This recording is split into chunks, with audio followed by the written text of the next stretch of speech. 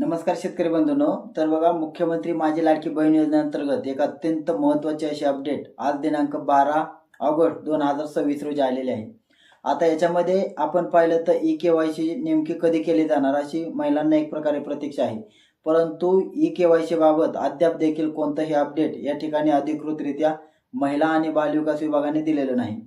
परंतु आज दिनांक 12 ऑगस्ट 2026 रोजी राज्य शासनाने या ठिकाणी अत्यंत महत्त्वाचा असा जी-आर काढलेला आहे आणि त्या जी-आरच्या माध्यमातून जुलै 2026 या महिन्याचा मुख्यमंत्री माझी लाडकी बहीण योजनेतील ज्या काही पात्र महिला असतील त्यांच्यासाठी निधी वितरणाचा या ठिकाणी निधी वितरणाला मंजुरी दिलेली आहे।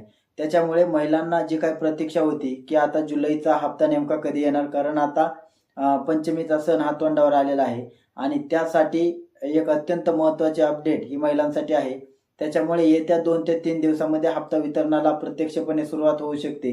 त्याच्यामुळे ज्या महिलांना यानंतर ई-केवायसीची देखील नेमकी कधी होणार या संदर्भातली एक मोठी अडचण होती, परंतु ई-केवायसीची सध्या तरी कोणतीही अधिकृतरित्या अपडेट अशी शासन स्तरावर सांगण्यात आलेली नाही आणि जरी आली तरी ती नेमकी कोणत्या महिलांसाठी असणार, ज्या महिलांनी ई-केवायसी करण्याचं राहून गेलेलं होतं अशा महिलांना शासनाने वेळोवेळी तारीख देखील वाढवून दिलेली होती।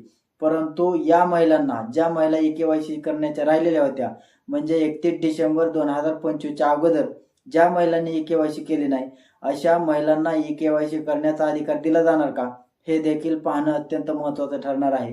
परंतु त्यांनी जी-आर मध्ये देखील असं सांगितलं होतं की जुलैच्या आसपास या ठिकाणी प्रत्येक वर्षी ई-केवायसीची प्रक्रिया हे केली जाणार आहे। परंतु जुलै पण गेला, जून पण गेला आणि आता ऑगस्ट महिना सुरुवात झाली, तो सुद्धा निम्मा संपत आला, तरी देखील या ठिकाणी अद्याप देखील ई-केवायसीची प्रक्रिया ही चालू झालेली नाही। त्याच्यामुळे महिलांमध्ये ई-केवायसी बाबतीत देखील एक अत्यंत महत्त्वाकांक्षा आहे की ई-केवायसीची प्रक्रिया नेमकी कधी चालू होणार, परंतु शासन स्तरावर त्या ठिकाणी कोणताही अपडेट नाही।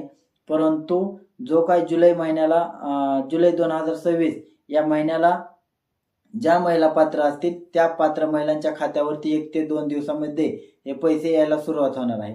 आता याच्यामध्ये त्यांनी त्या जी-आर मध्ये असा देखील उल्लेख केलेला आहे की ज्या महिला पात्र असतील त्यांच्याच खात्यावर पैसे देण्याची जबाबदारी ही महिला आणि बालविकास विभागाचीच अंतिमता राहणार आहे।